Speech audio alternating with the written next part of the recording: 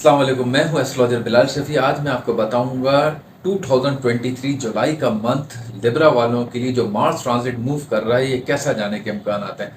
देखिए, 1 जुलाई को Mars transit move कर रहा है, ठीक है। ये तमाम असेंडेंट्स के लिए इस पर असर पड़ेगा, मगर लिब्रा की मैं बात कर रहा हूँ। लिब्रा वालों के लिए कैसे जाने के इम्कान आते हैं, देखिए अभी मार्स के ट्रांजिट मूव होने में कुछ दिन बाकी हैं। जाहिर बात है, ये 1 जुलाई को ट्रांजिट मूव होगा, तो अभी 1 जुलाई तो नहीं है।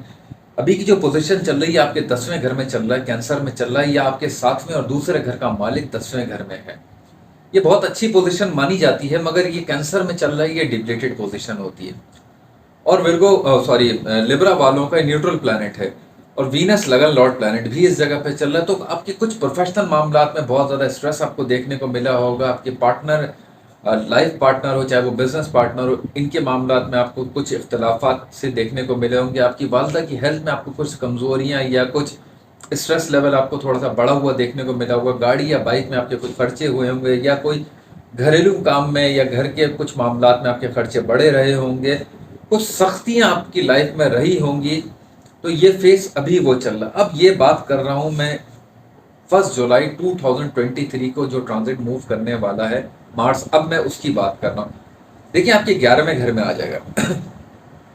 7वें और दूसरे घर का मालिक 11वें घर में आना, ये बहुत बड़ा एक योग होता है। आपके माल खाने के घर का मालिक और आपके पार्टनरशिप के घर का मालिक, आपके डेली वेजेस के घर का मालिक 11वें घर में आता, तो एकदम कोई बड़ी अमाउंट मिलना, पार्टनर की हेल्थ बहुत ज़्यादा बेहतर हो जाना, आपके अपने रिलेशन के मामला बहुत ज़्यादा बेहतर हो जाना, आपका स्ट्रेस लेवल बहुत ज़्यादा जो बढ़ा हुआ है उसमें आपको कमी देखने को मिलना, बड़े बहन भाई बड़े कज़न के साथ आपके बहुत अच्छे मामला होते हुए देखना, गुस्सा आपका थोड़ा सा ज़रा बढ़ सकता है।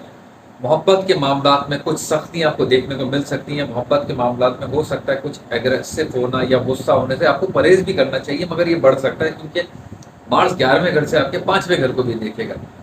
कुछ हो सकता है, जैसे कहते हैं ना कि आपका खाने पीने पे बहुत ज़्यादा ध्यान बढ़ेगा, बाहर घूमने फिरने का आपका बहुत ज़्यादा दिल करेगा, चटपटे खाने, मसालेदार खाने, क्योंकि मार्स को लेते ही इस चीज़ों से स्पाइसी फूड आपको खाने का बहुत ज़्यादा दिल करेगा।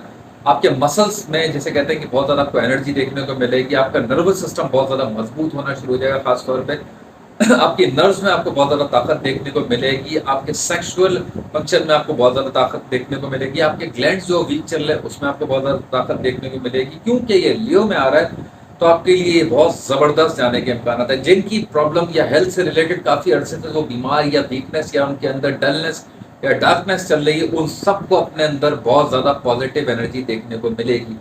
मगर मैं एक चीज़ आपको खास कहूँगा, जिन लोगों का पैदाइशी मार्स वीक है, ये उन लोगों के लिए भी बेहतर जाने के इम्कान है। और कुछ लोगों का अगर बहुत ज़्यादा वीक होगा तो उनके लिए थोड़ा सा ज़रा ये है कि मैं ये कहूँगा कि उनको थोड़ा सा अपना ख्याल भी रखना चाहिए और थोड़ा सदका भी देना चाहिए। लाल मसूर की दाल का सदका देना आप लोगों के लिए बहुत ज़्यादा बेहतर है। हो सके तो गोल वाली लाल मिर्चें साथ लेके अपने ऊपर से उतार के आप उसको चूल्हे पे जला के और 2 से 3 मिनट उसको आप जलता हुआ भी देखें। ये आपके लिए मैं आपको रेमेडी बता रहा हूँ, ये बहुत बेस्ट है। ये उन लोगों के लिए रेमेडी है जिनका मार्स बहुत ज़्यादा वीक बैठा हुआ है, ये उन लोगों को रेमेडी करनी चाहिए। बाकी अगर आपको मेरी वीडियो पसंद आई है तो चैनल को लाइक करें, सब्सक्राइब करें, ज़्यादा से ज़्यादा शेयर करें। अपना ख्याल रखें।